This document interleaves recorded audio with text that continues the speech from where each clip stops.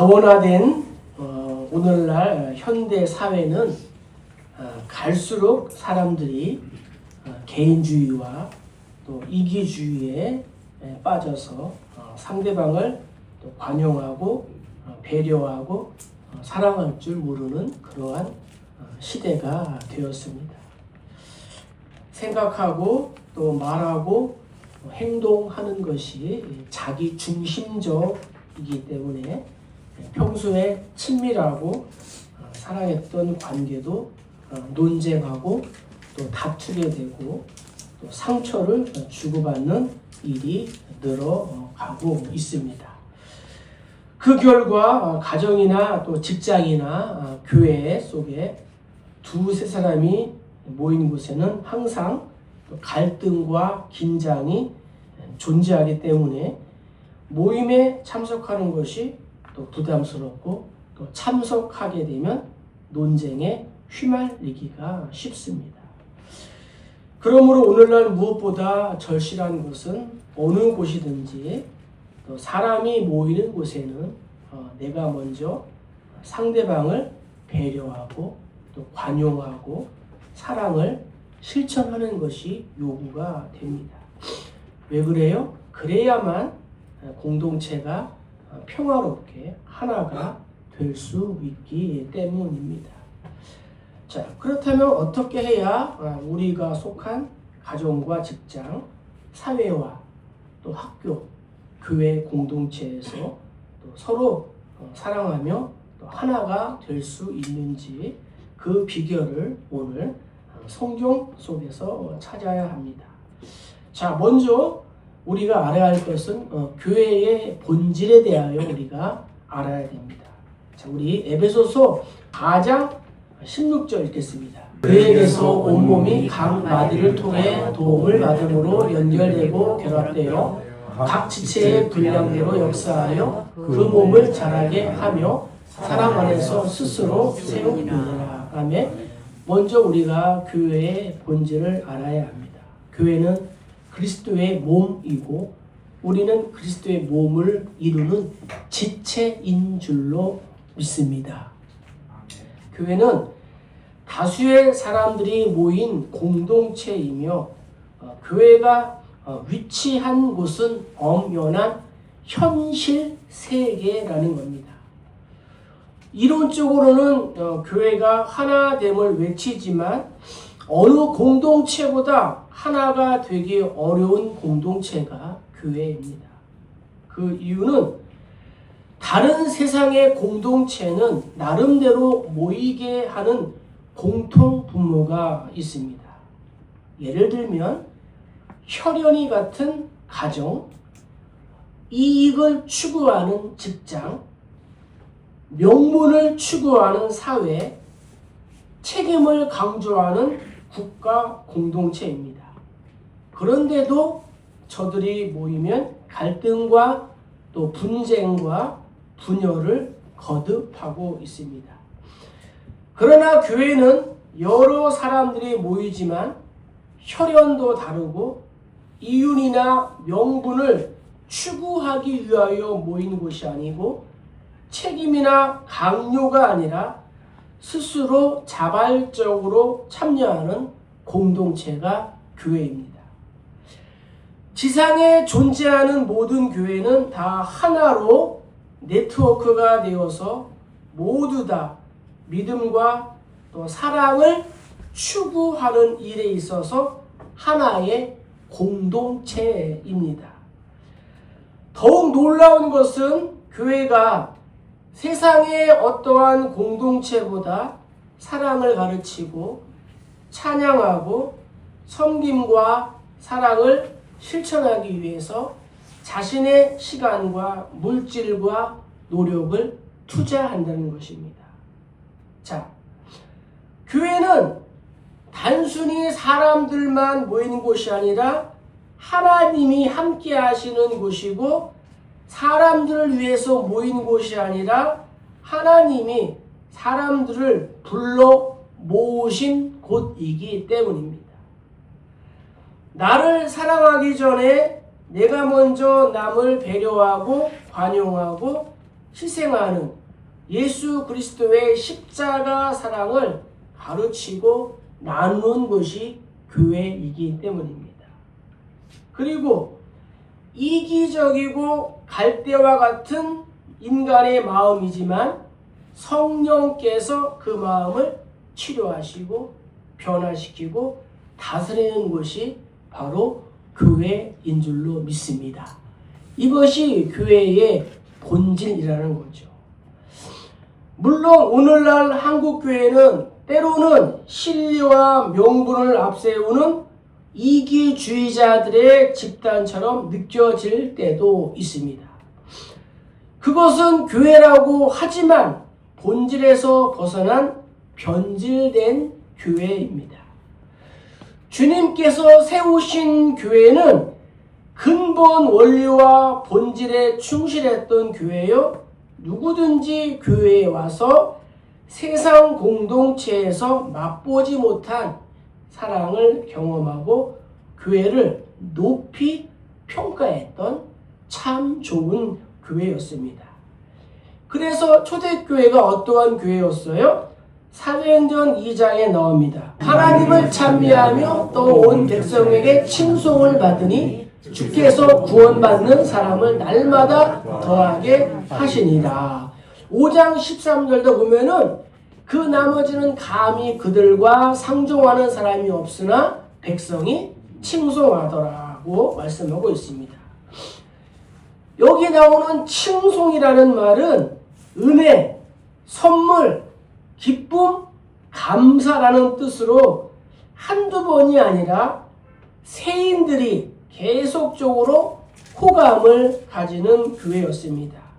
또한 이 칭송은 찬양하다, 웅장하다, 크게 보이다 라는 뜻으로 미완료 상태로 세인들이 교회를 지속적으로 존귀하게 보는 모습입니다. 지상교회의 모체인 예루살렘 교회가 바로 그와 같은 교회였습니다. 하나님이 사람들과 하나님의 교회가 화목하고 평안하고 행복하다면 얼마나 좋은 일입니까? 그럼에도 불구하고 교회와 성도들이 연합하여 사랑으로 하나 되는 것을 가장 싫어하는 무리가 있었습니다. 그것이 바로 하나님을 대적하는 사단의 세력입니다. 교회에 사단의 시험이 있었습니다. 자, 에베소서 2장 2절 읽겠습니다. 그때 너희는 그 가운데서 행하여 이 세상 풍조를 따르고 공중의 권세 잡은 자를 따랐으니 곧 지금 불순종의 아들들 가운데에 역사하는 영이라. 에베소서 6장 12절도 보면요, 우리의 씨름은 혈과 육을 상대하는 것이 아니요 통치자들과 권세들과 이 어둠의 세상 주관자들과 하늘에 있는 악한 영들을 상대함이라 했습니다. 교회에 사단의 시험이 있었다는 거죠. 사단은 하나님 다음으로 강력한 영적인 존재입니다. 무신론이나 이 유물론을 앞세운 이 정치 영재, 사회문화, 또 종교 교육을 장악하여 시도 때도 없이 교회와 성도들을 시험하고 유혹하고 핍박하고 있는 것이 사단이라는 거죠. 사단이 인류의 조상인 아담과 하와를 넘어뜨리고 이스라엘과 유다를 범죄케 하여 멸망하게 했습니다.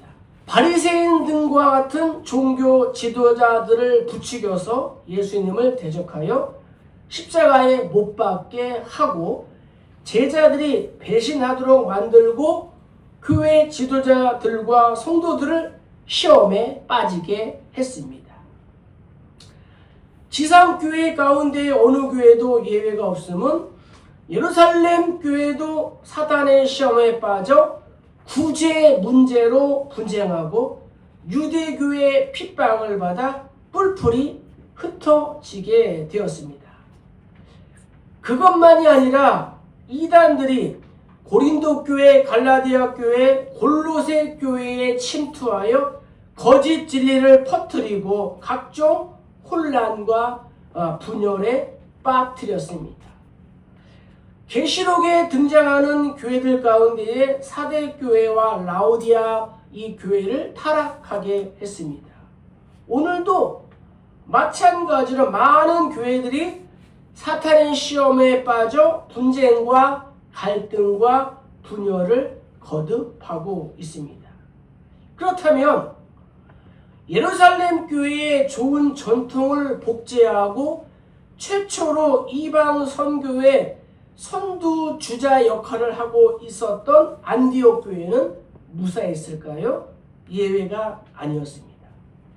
안디옥 교회에 더 큰 시험과 유혹과 토전이 있었습니다. 사탄은 세계 선교의 기폭제 역할을 하고 있는 안디옥 교회의 내분을 일으켰다는 거죠. 바울과 바나바가 선교 여행으로 이 안디옥 교회를 비운 사이에 교묘하게 이용하여 교회를 분열시키려고 공격한 것입니다. 그것이 이제 15장 1절에 나오는 내용이죠. 어떠한 사람들이 유대로부터 내려와서 형제들을 가르치되 너희가 모세의 법대로 할례를 받지 아니하면 능히 구원을 받지 못하리라 했다는 거죠. 여기서 능히 라는 말은 이 구원의 절대 조건이라는 거예요. 이유는 무엇이냐? 구약에서 아브라함의 자손은 반드시 할례를 받아야 했던 것처럼 이방인이 예수를 믿을지라도 아브라함의 자손처럼 반드시 할례를 받아야만 구원을 받을 수 있다는 주장입니다. 그와 같은 할례주의자들은 후일에 바울이 세운 다른 교회들까지도 파고 들어가 복음의 본질을 훼손하고 교회를 분열시키는 일을 계속했음을 우리는 바울 서신을 통하여 알 수가 있습니다. 대표적인 그러한 예가 갈라디아 5장 2절. 보라, 나 바울은 너희에게 말하노니 너희가 만일 할례를 받으면 그리스도께서 너희에게 아무 유익이 없으리라. 이와 같은 주장은 예수 그리스도를 믿는 것이 구원의 절대 조건이 아니라 할례가 절대 조건이 되고 믿음은 부수적인 조건이 된다는 말입니다. 그것은 결과적으로 예수님의 십자가의 보혈의 공로만으로는 구원을 받을 수 없다는 논리이며 예수님의 십자가의 이러한 보혈의 공로는 조금 부족하다는 거죠. 결국 복음을 약화시키거나 무력하게 만드는 이단적인 주장인 것이죠. 하나님께서 구약의 율법이 있음에도 불구하고 예수를 세상에 보내신 것은 율법이 너무나 형식화되어 육신의 할례만 중요하게 여기고 마음의 할례를 받지 않는 바리새인들 때문이었습니다. 안디옥 교회의 리더십들이 그와 같은 유대인들의 주장에 상당수가 오염이 되었습니다. 그래서 그것이 할례가 옳지 않다고 주장하는 바울과 바나바의 말을 듣지 않고 계속해서 자기들의 주장이 옳다고 고집하며 반발하고 다툼과 변론으로 논쟁하는 집단으로 변질된 것이 바로 2절의 말씀이라는 거죠. 2절에 다툼이라는 말은 대중이 봉기할 때 쓰는 말로 폭동에 가까운 소란을 피우는 것을 다툼이라고 합니다. 또한 변론은 다른 사람의 말꼬리를 계속 잡고 집요하게 공격하는 이 논쟁을 변론이라고 합니다. 자, 그럼 왜 교회 안에서 이러한 일이 벌어졌을까요? 사탄이 배후에서 그런 사람들을 조종하기 때문입니다. 문제는 교회 안에 왜 이와 같은 이단들의 주장이 먹혀 들어갔을까요? 예루살렘 큰 교회에서 왔다는 것이 안디옥의 작은 교회보다 모든 것이 우월할 것이라는 이 잘못된 4대주의에서 비롯된 것입니다. 그래서 신앙 연수가 짧은 신학적인 깊이가 없던 안디옥 교인들은 예루살렘 큰 교회에서 내려온 사람들의 주장을 믿을 것인가, 아니면 자신들을 가르쳤고 신뢰를 주었던 바울과 바나바를 믿을 것인가. 만일에 안디옥 교회가 이 두 가지 중에 한 가지를 선택해야 했다면 교회는 분열의 상처를 피할 길이 없는 위기를 맞게 된 것입니다. 자, 그렇게 되면 안디옥 교회뿐만 아니라 그동안 바울과 바나바가 선교하여 세운 모든 이방 교회들도 똑같은 분열의 아픔을 겪어야 하는 불행한 사태를 예고하게 되는 것입니다. 세 번째, 우리 2절 읽겠습니다. 바울 및 바나바와 그들 사이에 적지 아니한 다툼과 변론이 일어난지라. 형제들이 이 문제에 대하여 바울과 바나바와 및 그 중에 몇 사람을 예루살렘에 있는 사도와 장로들에게 보내기로 작정하니라. 아멘. 자, 사단의 이러한 유혹과 핍박과 시험에 교회는 어떻게 했냐? 화합하는 교회로 나아갔다는 거죠. 사단은 예나 지금이나 시험과 유혹, 핍박과 논쟁을 통해서 교회를 분열시키는 일을 해왔습니다. 그 대표적인 또 교회가 우리 한국교회입니다.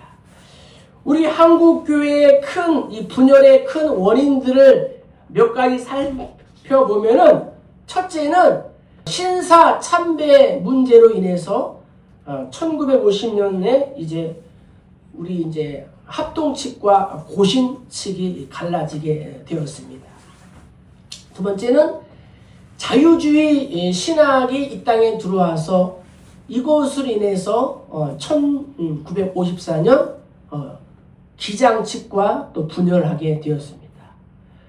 세 번째는 WCC라는 세계 교회 협의회와의 이러한 대립으로 인해서 1959년 장신 통합 측과 또 분열하게 되었습니다. 네 번째는 또 교권 대립으로 인해서 또 1979년 또 개혁 측과 분열을 또 하게 되었습니다. 자, 이렇게 한국 장로 교회가 하나가였는데 신사 참배 문제, 자유주의 신학, WCC, 또 교권 대립으로 인해서 이 고신 측, 기장 측, 창신 측, 개혁 측과 이렇게 분열을 하게 되었다는 거죠. 만일 한국 장로교회가 서로의 다양성을 인정하고 전도와 선교와 대사회와 대정부를 상대하는 일에 화합을 하였다면 한국 기독교는 민족과 세계 속에서 막강한 영향력을 끼치고 위상이 높아져 민족 복음화가 더 앞당겨졌을 것입니다. 그러나 자신만이 진리라는 이 독선을 내세워 끝없는 분열을 거듭하는 과정에서 원수처럼 분쟁과 대립과 법정 소송의 추태를 불신자 앞에서 자행했습니다. 때문에 기독교가 주장해온 사랑은 무력화가 되었고 기독교가 사랑과 관용이 아니라 분쟁의 상징처럼 지탄을 받게 된 것입니다. 그것만이 아닙니다. 그로 인해 교단만이 아니라 교회들마다 교인들 간에 내부적으로 크고 작은 분쟁과 분열이 꼬리에 꼬리를 물고 일어났습니다. 교인들의 가정에서도 화목이 사라지고 불화가 꼬리를 물고 일어났습니다. 교회 안에서의 문제를 교회 안에서 풀어야 하는데 교회 안에서의 문제를 세상 법정으로 가지고 갔다는 거죠. 그것은 오늘날도 마찬가지라는 거죠. 그 결과 한국 기독교는 사단이 의도한 대로 하나님의 영광을 가리고 교회 위상이 실추되고 세인들에게 신뢰를 잃게 되었습니다. 그 결과 전도가 먹혀들지 않는 무력한 교회, 성장이 멈춘 고목나무와 같은 교회, 생명력을 상실한 박물관 같은 이 교회로 전락될 위기에 놓인 것입니다. 가정과 교회와 교단과 교회가 더 이상의 분쟁과 분열을 반복하지 말고 화합과 평화를 도모하는 일에 하나가 되어야 합니다. 그것이 어떻게 가능한지를 보여준 교회가 바로 안디옥 교회였다는 거예요. 자, 안디옥 교회는 어떻게 했느냐? 첫 번째, 내부 분쟁을 중단했다는 거예요. 인간들이 모인 곳은 교회일지라도 논쟁과 분열의 가능성이 항상 잠복하고 있기 때문에 언제 터질지 모르는 시한폭탄과도 같습니다. 지상교회의 어머니라고 하는 이 예루살렘 교회도 선교의 어머니라 일컫는 안디옥 교회도 예외가 아니었습니다. 예루살렘 교회는 분열의 이 문제는 사도들이 무엇보다도 교회의 본질을 회복하기 위해 말씀과 기도에 전념하고 역할과 책임을 나눔으로 위기를 잘 극복했습니다. 심지어 교회의 문제의 심각성을 양측이 공감하고 논쟁을 일단 접는 일을 하였습니다. 그 후에 제3자인 예루살렘 교회의 중재를 받기로 결의하고 무조건 논쟁을 중단했다는 거죠. 개인이나 가정이나 사회나 교회를 막론하고 이해가 걸린 양자 간의 논쟁은 문제를 더욱 악화시킬 뿐입니다. 그러므로 대화도 좋지만 할 수만 있으면 논쟁을 삼가해야 된다는 거죠. 그래야만 나중에 후회할 일이 적어지는 거예요. 안디옥 교회가 내부 분쟁을 중단했다는 거죠. 자, 두 번째는 교회의 결정에 순종했다는 거죠. 우리 28, 29절 읽겠습니다. 성령과 우리는 이 용이라는 것들 외에는 아무 짐도 너희에게 지우지 아니하는 것이 옳은 줄 알았노니 우상의 제물과 피와 목매어 죽인 것과 음행을 멀리할지니라. 이에 스스로 삼가면 잘 되리라. 평안함을 원하노라 하였더라. 아멘. 안디옥 교회는 이 교회의 결정에 순종했다는 거죠. 안디옥 교회가 문제의 심각성을 인지하고 바울과 바나바를 예루살렘 교회에 보내어 상소했을 때에 이 최초의 종교회의가 사도행전 15장에 소집되어 그 해법을 의논하게 되었습니다. 그 자리에서 누구보다 영향력이 큰 베드로가 과거에 하나님이 이방인 고넬료 가정에 보내어 복음을 전하게 하셨을 때에 이방인에게도 임한 이 성령의 임재와 할례가 필요 없음을 역설하였습니다. 베드로는 믿음으로 그들의 마음을 깨끗이 하사 그들이나 우리나 차별하지 아니하셨느니라. 그리고 우리는 그들이 우리와 동일하게 주 예수의 은혜로 구원받는 줄을 믿노라 라고 선포했습니다. 예루살렘 교회는 열띤 토론과 회의를 거듭한 끝에 어느 한쪽에 치우치지 않는 결정을 했습니다. 그 원칙은 어느 쪽이 더 합리적인가 보다는 보다 더 성경적이며 과연 성령의 뜻이 어디에 있는지를 찾으려고 노력을 했다는 것입니다. 여기에서 주목할 것은 결정을 내린 당사자가 성령과 우리, 성령과 우리라고 한 말씀처럼 성령의 인도하심을 앞세워서 결정을 내렸다는 거죠. 자, 그 결과 어떻게 했느냐? 그들이 작별하고 안디옥에 내려가 무리를 모은 후에 편지를 전하니 읽고 그 위로한 말을 기뻐하더라. 아멘. 예루살렘 교회에서 내린 결정을 기쁨으로 순종했다는 거예요. 예. 거기 위로라는 단어 앞에 일이라고 써 있습니다. 그 밑에 보면은 권면이라고 되어 있습니다. 권면. 위로한 말을, 권면한 말을 기쁨으로 순종했다는 것입니다. 어느 누구나 이해 관계를 놓고 첨예한 대립을 벌이던 사람들에게는 솔로몬의 재판이라 할지라도 양쪽이 다 만족하고 승복할 수 있는 결정을 내리기가 어려운 것입니다. 안디옥 교회도 예외가 아니었으니 예루살렘 교회가 종교 회의를 거듭한 끝에 내린 공식적인 결정사항에 이의를 걸지 않고 기쁨으로 순종했다는 거예요. 이로 말미암아 안디옥 교회는 교회 분열의 위기를 위로와 기쁨의 기회로 역전시키므로 사단의 시험과 도전을 극복하고 승리하는 교회가 된 줄로 믿습니다.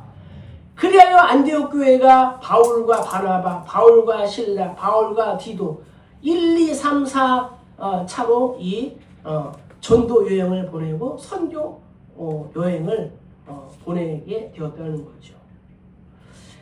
안디옥 교회뿐만 아니라 전 기독교를 분열시키려는 사단의 공작은 이 실패로 돌아가게 한 대단히 중요한 일이었다는 거죠. 자, 오늘날도 교회를 분열시키려는 사단의 이 공작은 계속되고 있다는 거죠. 이때 우리는 이 안디옥 교회의 이러한 예를 우리가 또 잘 받아들이고 성경이 무엇이라 말하는가를 잘 받아들이면 교회가 사단의 유혹과 또 핍박과 또 미혹 속에서도 든든하게 건강하게 잘 세워지게 될 줄로 믿습니다.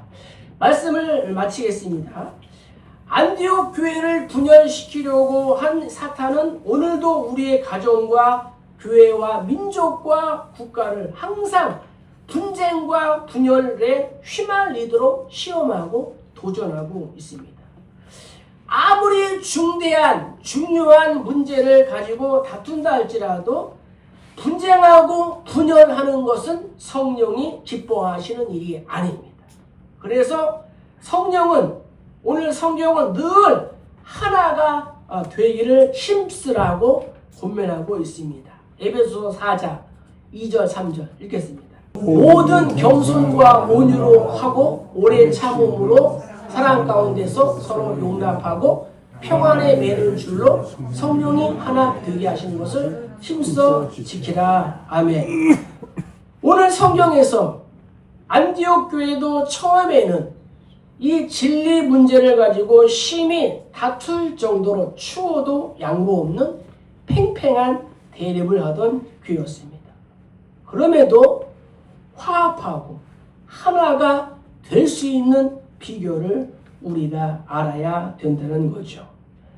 누구든지 자기 주관과 판단과 주장만이 최선이라는 아집을 버리고 상대방의 주장을 경청하고 좋은 의견을 수렴하도록 노력하고 성경적인 원리에 입각한 하나님의 뜻이 무엇인가 찾으려고 노력하고 매사에 인도하시는 성령의 도우심을 구하는 자세로 기도하고 주께서 세운 이 공예의 결정에 대해 겸손히 수용하는 자세가 필요하다는 거죠.